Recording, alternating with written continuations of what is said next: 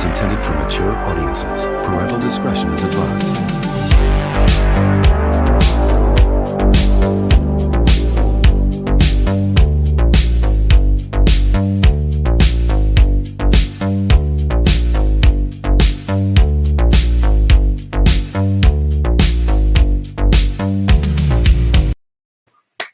Oh, yes.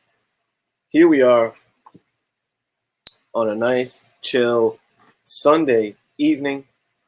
It's your pal, Comic Kid 84, coming here live, you know what I'm saying, to share this weekend bounty with you guys, okay? Made some pickups. I haven't been as active on the hunting and the pickups recently. But you know what? I hit up the shop today, grabbed a couple things, and I got a couple other things in store as well. So, I figured, why don't I fire this baby up? Let you know that your boy 84 is still alive and well. What's up, my man Louis Ramirez, the 504 boy? I like that that profile picture, my friend. Well done, well done. Hell yeah. Yeah, man, I got some pickups. Comic book pickups from the LCS. A CGC book has come back from CGC. Now, I sent off like a whole submission of books, like 10 books, 12 books. They were like different tiers, etc., etc. So they actually they're all going to have different return shipping times. And could I have waited for them all to get shipped at once, and saved on the shipping? Yes, I could. But, I'm an eager beaver, man. I want them books back ASAP. And if I got to pay shipping for each time, it's all good. So I got one CGC book that has come back. I'm going to share that with you guys and all that. So, yeah, man, that's what we're doing. And I might touch on a little Loki show action because I just finished the series. Zach B, what's up, my brother? Good to see you in the chat, man. Yeah, I got y'all fixed up, by the way. Got y'all fixed up over there for tomorrow. Zach B grabbed some Moon Knight, that awesome Moon Knight series, 1 through 10, with that first one being the first Mr. Knight. Good pickup, man. And by the way, if you haven't read it, it's legit. The first 5 issues, is it 5 or 6? It might be the first 5. That's the Warren Ellis wrote them. Those 5 issues, primo. That's the run that turned me into a Moon Knight fan. At number 6, someone else jumps on. So it's a short little run, but happy that's coming your way. Yo, geeks, hell yeah. Go eat with the fam.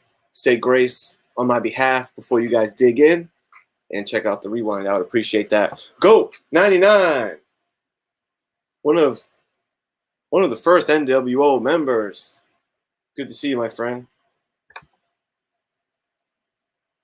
Good to see you. Oh, there he is. Big Doc Lesnar, Man Cave Comics.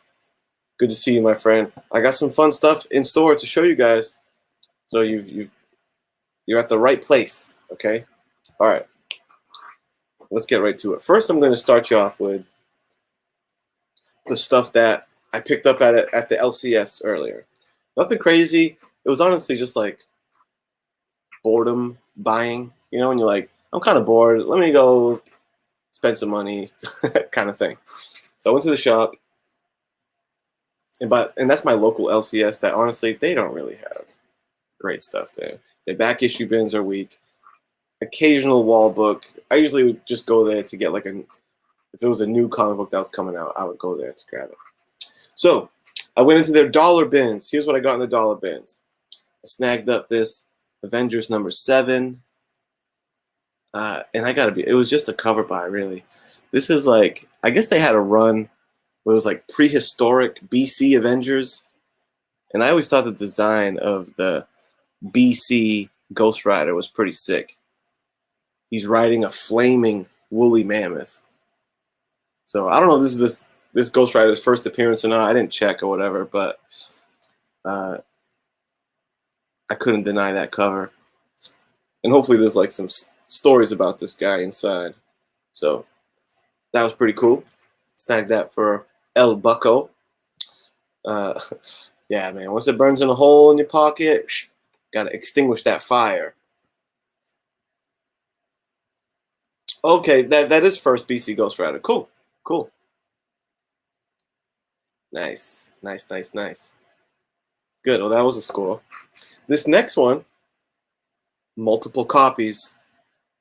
You know, skimming through them dollar books, I went into the Avengers box, and I flipped through to like that set of Avengers books that Alex Ross did the covers for, trying to see if they had that Kang one that, you know, has been getting hot or whatever recently. It shows like the dude holding the Kang helmet or whatever. I got to that section, and there was some issues there from that run. Not that one. Must have got plucked, you know. But there's another. Actually, no, this isn't the same run. This is all new, all different Avengers, but still Alex Ross nonetheless. And I snagged up this Avengers number 9. All right, Avengers number 9, introducing the all new, all different Wasp. And there was 3 of them there. So I snagged up 3 copies of this all new, all different Avengers number 9. This is Nadia Pym. Nadia Pym, ladies and gentlemen. Jot that down. I'm guessing granddaughter, niece, or some shit of Hank Pym. So I guess she became the Wasp. I wasn't even aware of this character, this lineage. But I said, you know what? You know how things go. Sometimes the new person that picks up the mantle ends up getting popular again. So I said, you can't go wrong with a buck. And I would suggest, you know, maybe in your local back issue bins, keep an eye out for these. Might be something that you want tucked away. Okay. Oh, this next set of pickups had me pretty gassed. So what we have here. Hey, Simple Simon. Hitting you with knees, you're starting to black out. I am GSP, I'll make you fucking tap out. What's up, my brother? Simple Simon. Good to see you, man. Simple Simon got the rhymes. Don't let him fool you.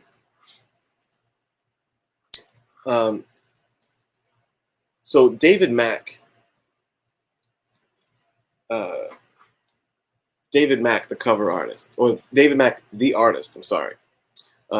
David Mack had a run of covers that he did on Daredevil, right? That I feel like fairly well known, right? But they're in like the 20s or the 30s or something like that.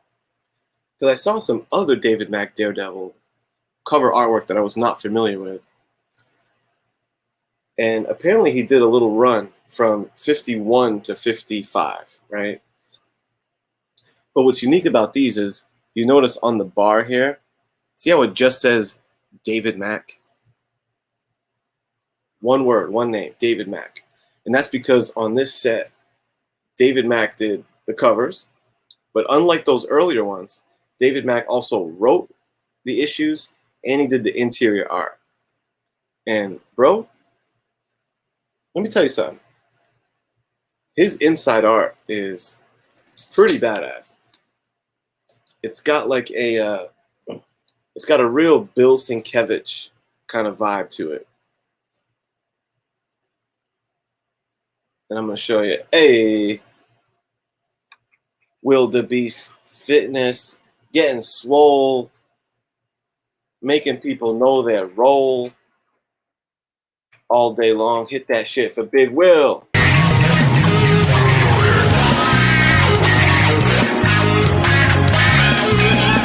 Hit that one time for Wildebeest.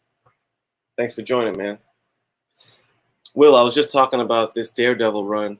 issue 50 through 55 of the Marvel Knights run, where it's all David Mack, baby. So you get these sweet ass David Mack covers, and it doesn't hurt that this whole set like revolves around that chick Echo, and I guess Echo's getting popular again, but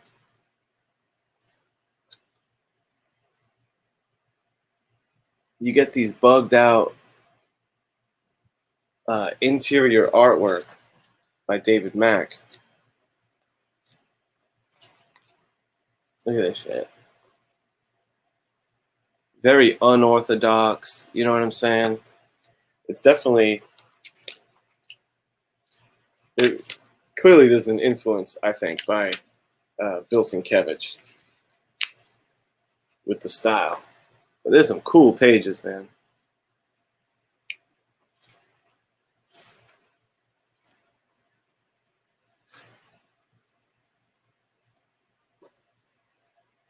Yeah, so it's snagged up this whole set. Well, no, I'm missing one issue. I'm missing number 51. But wait, there's more. I'm burying the lead here, okay? So again, we got, oh, Wolverine makes a cameo here.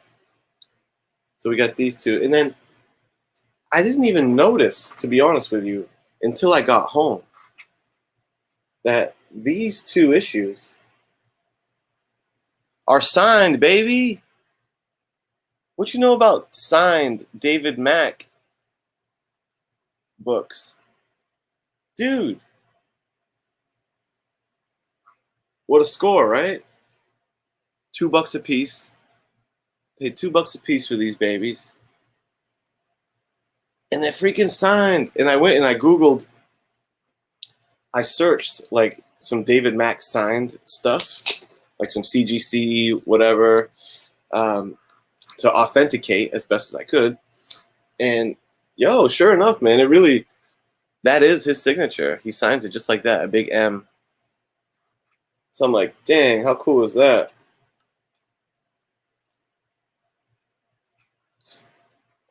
Like I said, look at this artwork inside. It's freaking badass. It really is.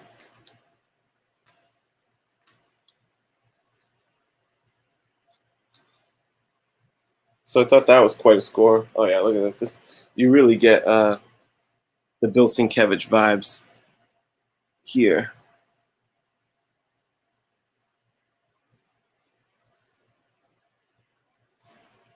So pretty cool.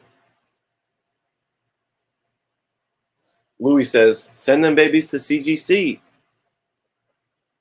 I don't know. It has to be witnessed for them to, maybe CBCS, right? Oh, that's what you were saying, CGCS, CBCS.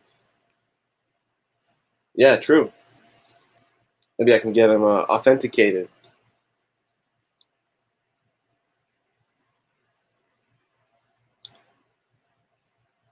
So yeah, man.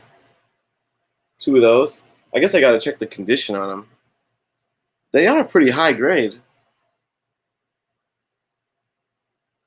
I don't know if they're 9/8, but I think they're 9 something. So nice little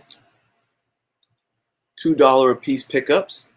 You know, my hunting prowess, even though the flea market tends to be where I can get my best finds. You drop me anywhere, dude. You drop me at my LCS that barely has anything. You drop me off at a 7-Eleven that has a comic book rack. You name it. Your boy's gonna sniff out the goods, okay? Continuing on. Peep this. Madame Xanadu. Madame Xanadu Vertigo run. This is interesting here because I bought the whole set of Madame Xanadu off eBay. I found a pretty good price, and it was 1 through is it 1 through 20? It's either 1 through 20 or 1 through 29 of this run. And bro, it's chock full of sick covers. It's Matt Wagner writing the whole thing. It's Kaluta. Kaluta's working on it, and Kaluta he worked on the original Madame Xanadu shit. So it looked cool. And this is like the money book, you could say, from that run. So this is separate from that set that I bought off eBay. This is just a single issue of the number 6 variant cover, which features, you know who that is? It's a Vertigo comic, so you know that's Death, brother. That's right, Simon. What up, Jag? Good to see you, sir. And yeah, man, that's right, Simon. Nice little Death cover. What's his name? Frank Quitely. Frank Quitely is, he's a beast. His artwork is beast. So bam, I can't wait for that the whole set to show up. I'll throw that on the IG or something like that when it does, because it's pretty nice. And I gotta, I feel like my little spec instinct tells me that Madame Xanadu might not be a bad character to pick up some stuff on, because it's still pretty cheap, especially that Vertigo run. It ain't gonna run you an arm and a leg, and you might be happy that you did. Oh yeah, this one too. This is the only like new comic book day book that I grabbed while I was there. And bro, I didn't even know this was a thing. So it looks like they're doing trading card variants. That shit looks like one of the Marvel Universe card sets, which that's so brilliant. I can't believe they haven't. It's like it's so obvious that that's a good idea. I can't believe they haven't done it yet. And the coolest thing by far is, the back cover is the back of the cards with the stats and all that shit. Brilliant. I love that, dude. So this was the only one that was there, was the Cyclops one. I haven't researched it yet, but the dude at the store said that there's other ones, or there's gonna be other ones. So I don't think this is a one-off. So if they're gonna put out a bunch of X-Men variants and they're all cards like that, I might have to pick up, like, make a set of them, because that's pretty tight. And these are the kind of books that you want to get those clear backing boards on, For right now, I just got it in one of these nice thick Mylars. Pretty tight. Aside from that, I picked up a couple trades. While I was there. I said, you know what, I want some, I'm going to grab up a little reading material type thing. So I think this is new. This must be new, because I don't remember this being out. Batman Earth 1, Volume 3. So Batman Earth 1, Volume 1 is a pretty great book. I was really a fan of it. It's like a reboot type of situation. And I knew they made a Volume 2. I've read the Volume 2. Here we got Volume 3. And it's Jeff Johns and Gary Frank. And one thing about Gary Frank, his artwork is really something else. I want to try to find like a nice page. Yo, G-Spot, comic G-Spot Galvin. A little cemetery scene. Whoa, who's this? Who's this chick? Is that Catwoman? Because they kind of like reimagine the universe with these Earth 1 books. So I'm thinking that's Earth 1 Catwoman. So that's pretty wild. Harvey Dent is dead. Or is he? What do we got from Wildebeest? My jiu-jitsu instructor today gave me some of his collection from the 90s. And it's insane. Still going through it now. He wanted to pass it on to someone who'd take care of it. Nice, dude. That's always cool when someone passes their collection on. Yeah. Happy hunting or happy going through that. How many books? Were they in like comic book short boxes or long boxes, or were they just all inside of like a cardboard box? What's the quantity we're talking here, Will? Let a brother know.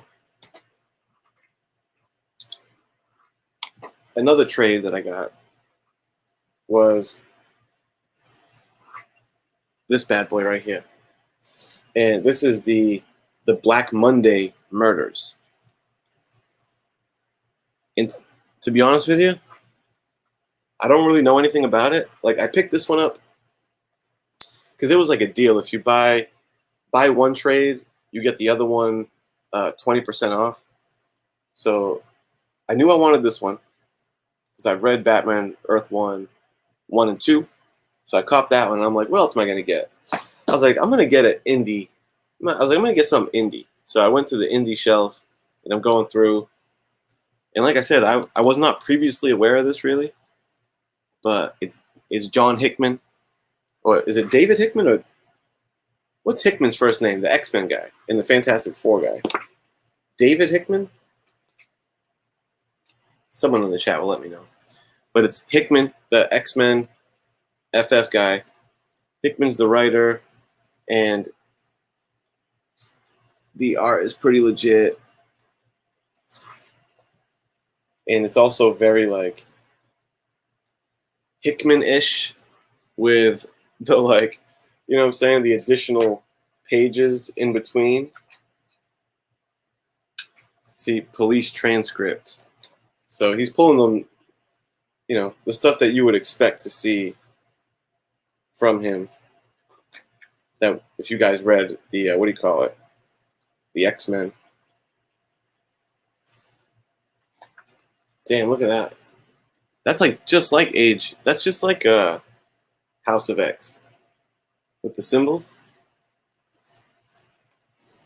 I wonder if this came out before that.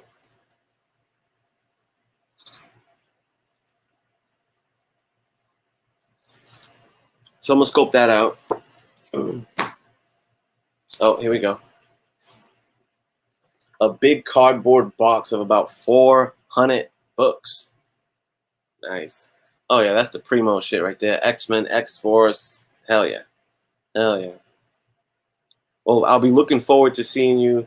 Are you gonna do like a video telling the story and going through the books, Wildebeest? I would love to see that. Or even if you don't, just on the sly, when you hit me on Instagram and show me the highlights. You know, if there's any like nice highlight pics, let your boy know I want to see.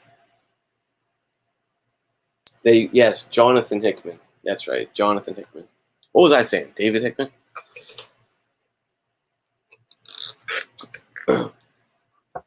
Before I get to the CGC book, let me show you this right quick. I just got this in my hands. My buddy is letting me borrow this. And I'm going to go through it. And I'm probably going to do like a review video about it, more in depth. But since it's hot off the presses, just in my hand, I'm going to show y'all. This is some exclusive shit. Limited edition, all that good stuff. All right, cool. This Friday. I don't know if you have seen me show anything from this crew previously, but Czarface. Czarface, the rap group, Esoteric, 7L. I want to say Inspect the Deck. There's like Wu-Tang members in this crew. They did a collaboration album with MF Doom, Czarface and MF Doom. And it's like they're heavily inspired by comic books, and it's a hip-hop album. I got the vinyl of the Czarface album, but now this is Czarface Czar Noir. Okay? Czar Noir. And the vinyl booklet is a comic. Yo, hey, Aaron. So the vinyl booklet is a comic, right? And the craziest part is my understanding is that the record will play along a narrative with the comic. So it's like those old school power record deals.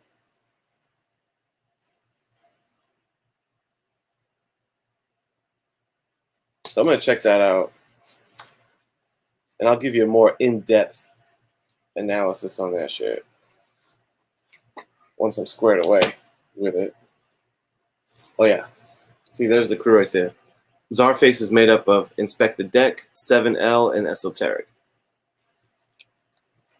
Czar Noir. Of course, with the Secret Wars homage.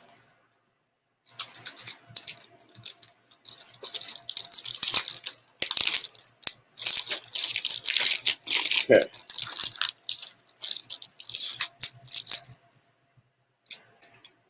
No, it's just regular black vinyl.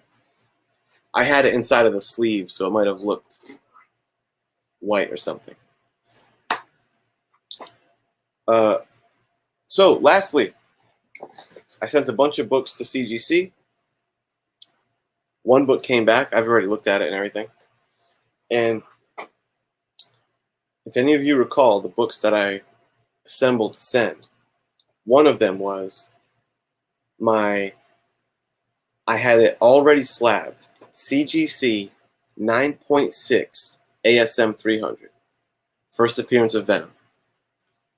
And I bought it a couple years ago at a screaming deal, and I just would always look at that book, and it's like so mint perfect, except in the top left corner of the book, there was a little like indent in it, but it wasn't color breaking. So it's always irked me. I'm like, dude, I bet you that's what got it the 9.6, that little dent. And that can get pressed out. I know it can. So I'm like, I'm going to roll the dice, y'all. And because the windfall of 9.6 to 9.8 on that book was crazy. Like, it went up in value by like $2,000. A 9.6 was like $2,200. And the 9.8 was like $5,000.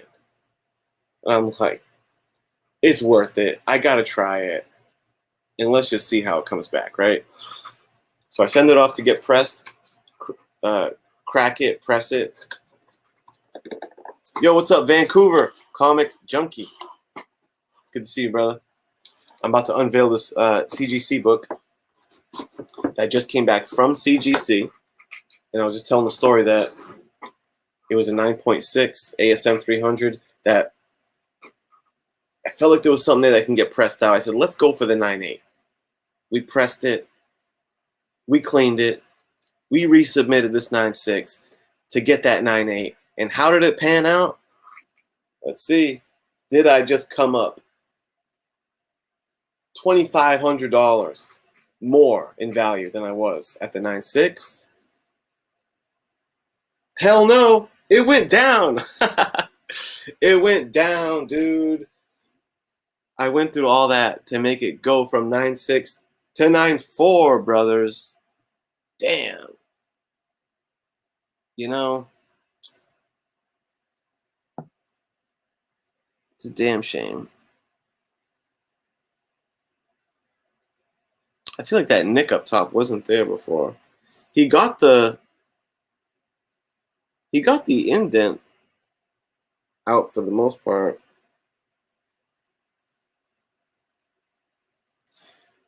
I feel like the corners are.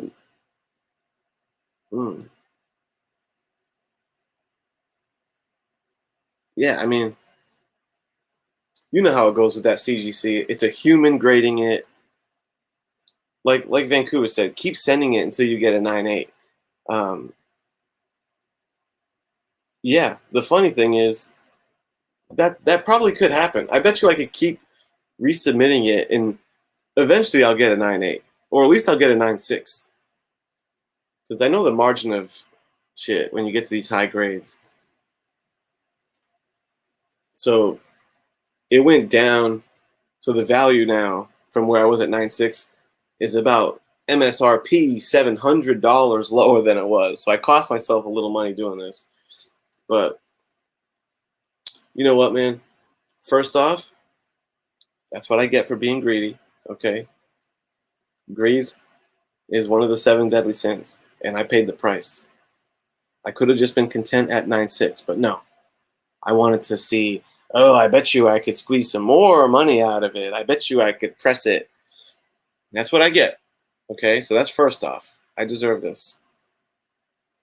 Second off, um, I bought this book, slabbed at the 9.6, like a year and a half ago, and I spent like $500 on it. So I'm playing with house money on this book. I think even this is around a couple grand. I think, or am I thinking of the 9.6? No, I think this. I think when I say a couple grand, I'm thinking of the 9.6. I think at the 9.4, it's still like 1,200, $1,300 in value. So I'm still cool. I'm still doing good on this book, and I will tell you, I've said it before. One, I'm not a big Spider-Man collector. Not a Spider-Man hater, but I'm just not a big collector of his stuff. I don't have many Spider-Man books. And I'm not a huge fan of this book. I feel like it's overpriced. I don't like the cover. All those 300s seem so hokey to me. So it's a fine book, but I'm not like really passionate about it. So even when I initially bought the book, I kind of bought it with I'll eventually maybe sell it down the line. So we'll see. I might just hang on to it for a little bit. Did they damage the back spine? 300 is notorious for back spine damage. Um, they may have, man, because I'm seeing a couple things. I'm kind of seeing some stuff that I'm not sure if I saw before, but I don't know. I'm not the most sophisticated grader. Tyler got two 9.8s on books he knew he had problems. See? I know. That's like D-Runk has a ASM 361 First Carnage, 9.8. And it's got a straight up rip. It's got a tear that like rips through the whole book. It's pretty interesting. So it's hit and miss. What's up, Joey Bags? Joey Bags says hang on to it. Yeah. Yeah, I may hang on to it. We'll see. I will be, between now and the end of the year, I do plan on selling some books because I have some stuff going on in the beginning of 2022 that I need to have a fair amount of liquid cash on hand. So I might sell some stuff just to bump up the old war chest a little bit, In this, I wouldn't be surprised if I let this go before the year's over, to be honest with you. We'll see. So if you're interested, give me a shout. I may entertain that. Collectible paper in the place to be. What's up, man? Okay. So we got the books popped out the way. I've watched Loki. Okay. And if people haven't seen it in the chat, I'm not going to go super spoilery, but I think it's safe to say, even if you're in this chat and you haven't seen the show, you know that a villain was revealed in the finale because everyone's talking about K to the A to the N to the G. Kang, right? And I've been hearing a lot of people say Loki is head and shoulders the best show. Clearly the best show of all the MCU shows, Disney Plus shows. That finale was so fire. The best episode. I was watching this one person review this chick Grace from Beyond the Trailer. I watched her at some of her stuff, and she was reviewing that finale episode, and she goes, "This is the best. This might be the best piece that by the MCU, other than Endgame. This finale episode is the best thing I've ever seen on screen from the MCU." And I'm just like, am I missing something here? Because don't get me wrong, and I'm not one of these, like, I don't like to nitpick all these comic shows because I'm just happy that I got them. I'm happy that we got them to watch. It's enjoyable, all that. But, yo, that last episode was a bit of a snoozer. Like, it was just an exposition dump, you know?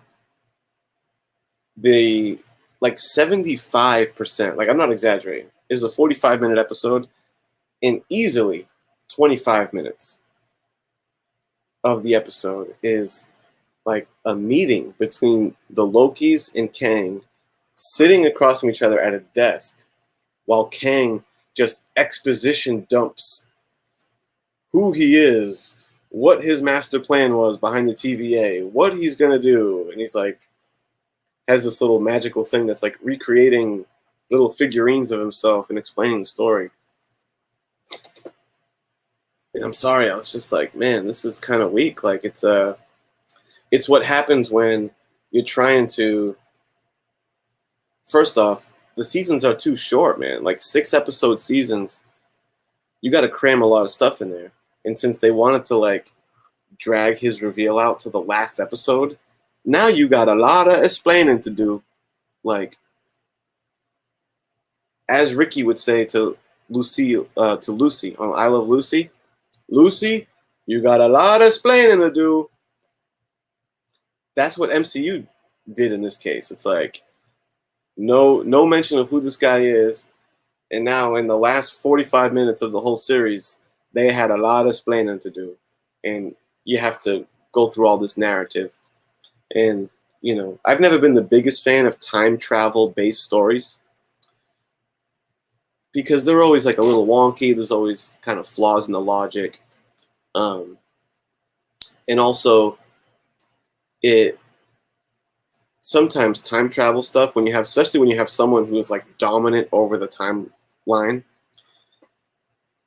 I'm not sure the best way for me to like describe this dynamic, but it's like, it can sometimes make the shit that your characters are going through feel less important or less stakes because it's all controlled. Like these guys that have the master of time travel, it's like, I knew you were going to do that. And in fact, I made it so that you were going to do that. And et cetera, et cetera. Because he even says like, yeah, pretty much everything you did through this whole season, I laid out the tracks and you walked it just like I planned. It's like, you know, this, did he allow the Avengers to go after Thanos? Like, how much is being controlled by this time traveling guy? Let's jump into the chat here. So that's my initial statement on this Kang thing. Will says, I like the guy who's playing Kang. I think he'll be good. 84, what did Black Widow do to Taskmaster? Oh, that's a good question. That's a good question. Let me just button up this Loki Kang button real quick. Zach B, it was a good episode, but it gave no summation of Loki's growth in the show. It just turned into Kang. It's like the hell with the prior 5 hours. that we just got of Loki. That's a great point. Apparently there's a season 2. It was supposed to be 12 episodes, but COVID. You would have liked a little more closure. Yes, Goat, they did. They explained everything in the last few minutes, like the end of a Scooby-Doo episode. Yes.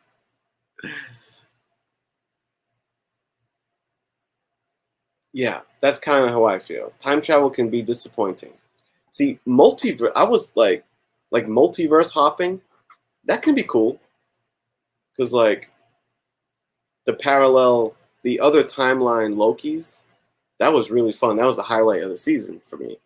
Seeing like old school Loki, kid Loki, but they're all like parallel to each other. But when you start to play with too much time travel back and forth, sometimes it can get a little weedy, but still fun. And the guy who played Kang, I do like the actor too. He seems interesting. He played it very interesting choice on like how he's portraying Kang. He's like a little, what's the word I'm looking for? I don't know if goofy is the right word. There's a little goofiness to him. There's very like playfulness. He's definitely not like an intimidating, stoic Kang bad guy. He's a bit of like a trickster. He almost seems like he's more of like a mischievous trickster than even Loki is. Loki was not very mischievous or tricky this show. He was actually like serious straight man type Loki. Very little mischief. Crazy guy. Take care, my brother. But what I'm suspecting is, because if they're going to build up Kang to be like the big bad, I think it would be a strange choice to have him act the way he did in that finale. I suspect because he has so many variants of himself, you're going to get different personalities from the different Kangs. So I think he was a little more lighthearted one, and I think we're going to see like a more authoritarian, imposing type of Kang performance from one of his variants, I suspect. Here we go. Yeah, so I think Joe echoes those sentiments. The character will change with the different Kangs. Yeah. And Zach was saying, the character growth of Loki felt stunted in the show. And I agree with that. And that's why I would, if I was ranking these MCU shows, for me, I would rank it WandaVision at number 3, Loki at number 2, and Falcon Winter Soldier at number 1. And I feel like that is like not really the consensus. I feel like a lot of people would switch that or put Loki at 1 and Falcon at the bottom. And I think it's only because the Falcon Winter Soldier had like, it was the more grounded of all of them, and it didn't have these big MCU world implications like Loki did, that's for sure. But I felt like it was the most complete and well-told series. Like, WandaVision was cool, it was very creative. The first few episodes are a slog as they do the sitcom bit. It kind of gets a little played out. But interesting, and I thought it was a pretty good show. Loki, I would put a notch above it just because I think just the context of what's happening and introducing the multiverse, it is fun. It's like, it's cool to explore that. And like I said, that episode where it's the penultimate episode, the one before the finale, which if you're a big TV series aficionado, like I kind of feel like I am, I'm definitely more. I've seen way more TV series than I have movies. I prefer a TV series to a movie for the most part. But in TV series land, the penultimate episode, the one before the finale, is always like the banging episode. And then the finale is like resolution of the shit that happened. But that's what was kind of weird about this one. It was like, it just shifted into a whole new gear for the last finale episode. But yeah, Loki was dope. But like Zach was saying, they kind of made Loki like a good guy. He really felt like a straight man, good guy, not a lot of villainous tendencies throughout, honestly. Like right from the beginning, he felt like a pretty stand-up guy, and he wasn't causing any trouble. Like I said, Kang would fit the mold much more of a mischief god than Loki would. So as far as like characterizing the characters, like Loki was a little off base on that. I want to see one of these days a legit villain show. You know what I'm saying? Like, they always do this shit when they want to put the spotlight on a villain. They turn him into basically like a hero, or at the very least an anti-hero. Like Venom. Venom's an anti-hero now. Harley Quinn. Harley Quinn should be a villain, but now she's an anti-hero because they want to put her name on the marquee. Same thing with Loki. They want to put Loki's name on the marquee. Now he don't look as much like a villain, and he pretty much looks like a bit of an anti-hero. Give me a fucking Doctor Doom series of Doctor Doom doing what he do. Trying to conquer shit, following his day-to-day. Whoever. They could do it with so many different villains. But give me a true villain show instead of all this watered down, turn him into an anti-hero. You know what I'm saying? Yeah, Loki lost his edge. He was trying to fuck himself, you know?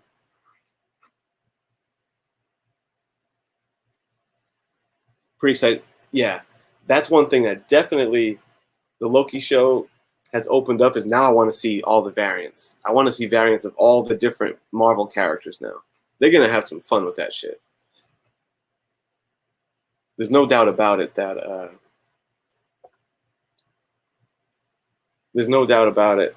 that this Loki show, the implications of it is really going to open some wild doors for shows and movies. Goat's starting to feel like Star Wars on Disney is going to slay all the Marvel stuff for shows, at least. We'll see.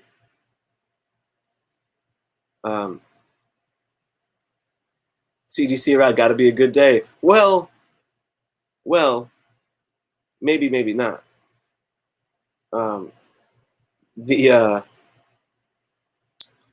Just to button that up, as I was ranking them, Falcon Winter Soldier, I think, is number one. Because, bro, it's the only show out of all three of those, really, that, like, you legit had character growth. Like, you started with Sam Wilson. What's the opening scene, basically, of Falcon? Is, like, him in his room, at home, by himself, with Cap shield, putting it in the briefcase, not believing that he could or should carry that mantle. Didn't have the self-confidence to do it. Didn't think it was appropriate for him to do it. And he's like, I can't do this. And he passes it off to the government. Bucky is in the therapy's office. He's all fucked up from being controlled by Hydra, this and that. And by the end of that show, those characters have actual growth, bro. Like when Sam fucking finally puts on the Falcon suit and it's the Captain America suit, I'm like, hell yeah. And I was never really a big fan of that concept to begin with. But that show, like, made him earn it, and I was along for the ride, and I thought they nailed it. They really did. It was just, it was cool. And I thought it was like a interesting plot, the characters' motivations. Like that US agent dude was like a pretty layered villain. Like good characters. Like that show is so underrated. Like, yeah, it didn't pop a hole in the multiverse, and there was no like Mephisto Quicksilver hype like WandaVision that really didn't go anywhere anyway. And because it didn't have like those big speculation MCU pops, it didn't get as much love as it deserved. That's the #1 show so far. I rest the case. Drop the gavel. Bam. Let me show who that the CGC book before I comment on Wildebeest's question about Taskmaster, because I got a couple quick thoughts on that. Who dat? Here's the lightning round description. I got one book back. I sent a bunch of books out. They were different like tiers. So I'm impatient. And I know I could have saved money by having them all come back together. But I said, yo, once that shit's out the oven, you send it right back. I don't care if I'm paying separate shipping for each package. Give me my damn books. So one came back of like the 12 I submitted. And for those that recalled, one of the books I was sending was my ASM 300, already slabbed at a 9.6. I felt like it was basically a 9.8 candidate because it had a little crease that was not color breaking, and I said we can press that out. Let's resubmit it. This book will jump up in value by $2,000 or more if we can bump it up to that 9.8. So I shoot the 9.6 out. We crack it. We press it. We grade it. How does it come back? Hey, cue the Price is Right. Womp, womp, womp, womp. It went down a point. Who dat? I dropped it from 9.6 to 9.4. You know, so it's what I get. It's what I get for being greedy. I said this earlier. Greed is one of the 7 deadly sins. I was like, oh, let me try to get squeeze some more money out of this book. And that's what I get. I should have just stayed happy with my 9.6. Maybe I'll, resubmit it, but I doubt that I will. Unruly Simeon. Good to see you, brother, on the open road. My man. Wildebeest. Did you see Don Cheadle get nominated for like 98 seconds of work in Winter Soldier? What did he get nominated for?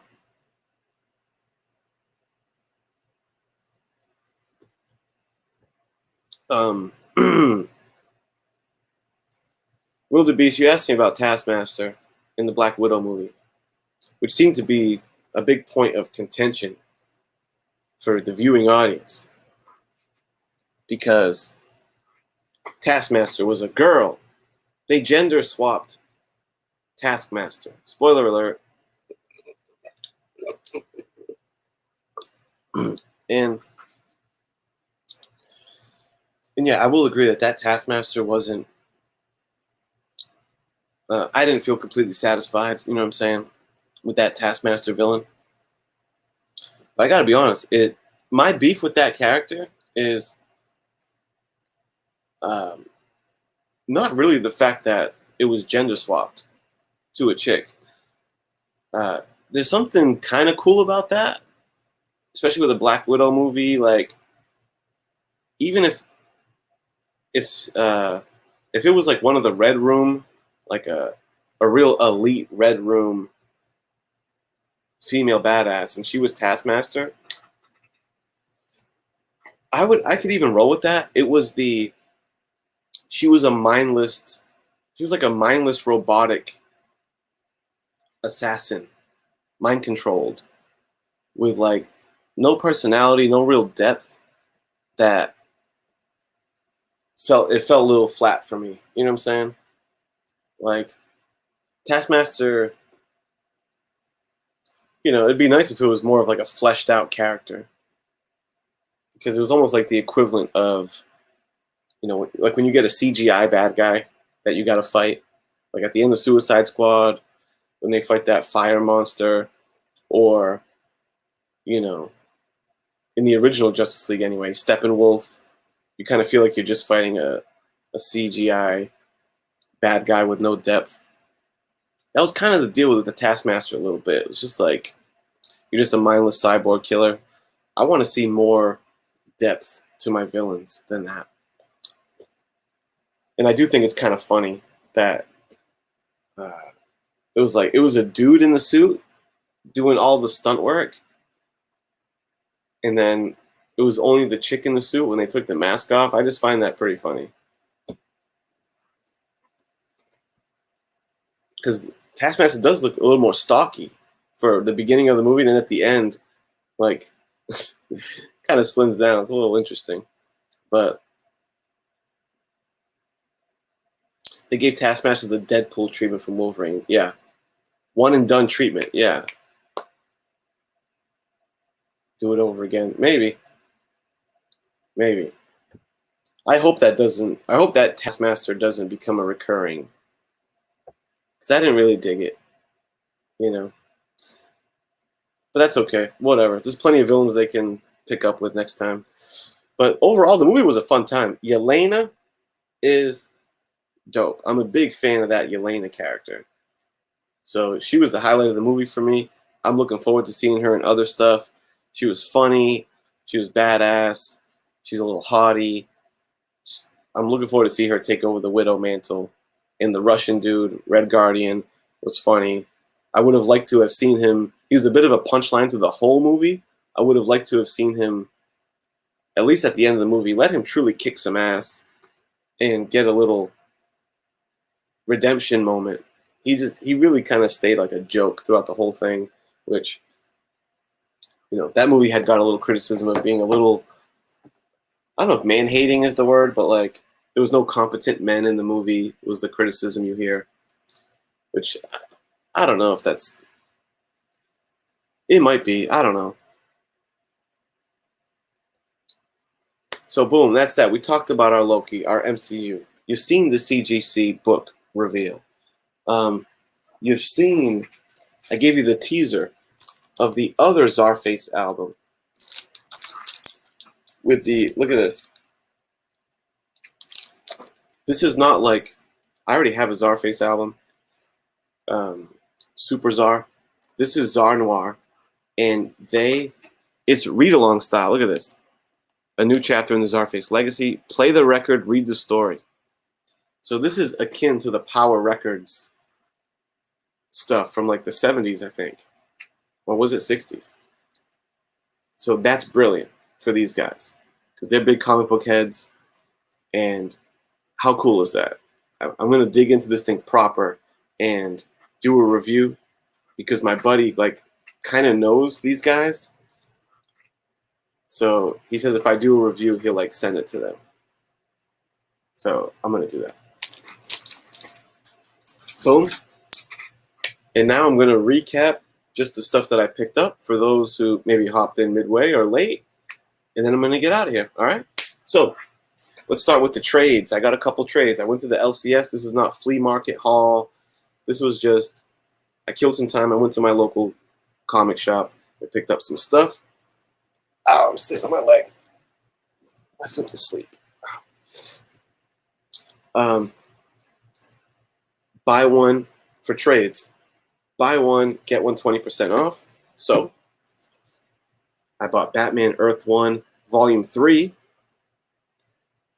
I dig the Batman Earth 1 series. Jeff Johns, pretty cool storytelling, and Gary Frank's art is off the chain. It's a cool little reboot, reimagining of the Batman world. And this is new, I believe. Volume 3 in that story. So I'm up to speed on 1 and 2. So we're going to check that out. It's a nice slim read. The Earth ones are like a brisk read through. And then for my 20% off one, I was going through the indie shelf, and I'm like, what indies can I pick up? So I picked up the Black Monday Murders by Jonathan Hickman. I really didn't know much about it.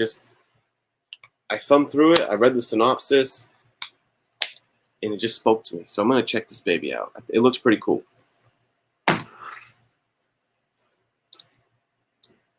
On the comic book front, this is the one new comic book day book that I bought. Because we got that Cyclops these trading card variants, which I might have to continue picking these up if they keep coming out. But like, That's so cool. Just looks just like the throwback cards. And the chef's kiss on these variants is the back cover. It is like the back of the trading card, dude. I mean, brilliant. I love that. I'm gonna collect these. Get like the clear backing boards for them and shit. Madame Xanadu from the Vertigo run, issue number 6, variant. Frank Quitely. Death from Sandman. Cameo. With the bustier cleavage action. Looking pretty cool. Nice. Like I said, I got this whole run coming. I bought the whole run of like issue 1 through 29, I think, off eBay. I'll be looking forward to that. Coming in. Wagner, Kaluta, Quietly. Looks like a pretty cool shit. The David Mack.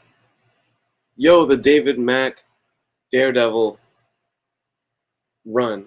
So these are not your David Mack covers from earlier in the series. These are, you can see his name is the only one there. It's David Mack, written, interior art and cover art throughout.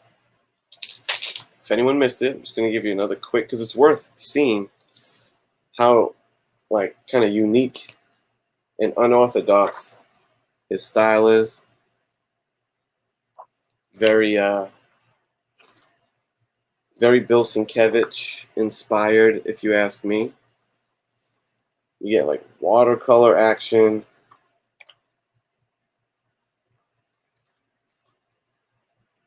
You know what I'm saying? Damn, there's a lot of ads in this book. Bam. But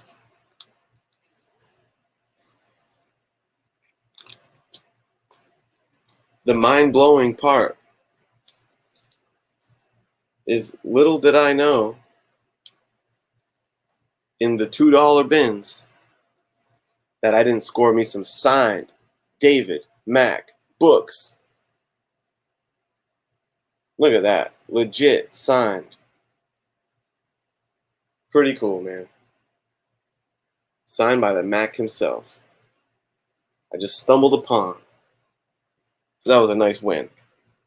That was a nice win for a couple bucks.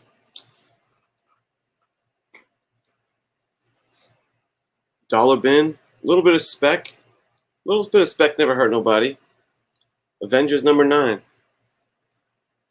This is the first cover appearance, they say. And second full appearance. But her first appearance apparently is like in a free comic book day book, which I don't know. But I think this is basically her first appearance. Nadia Pym. So related to Hank Pym somehow.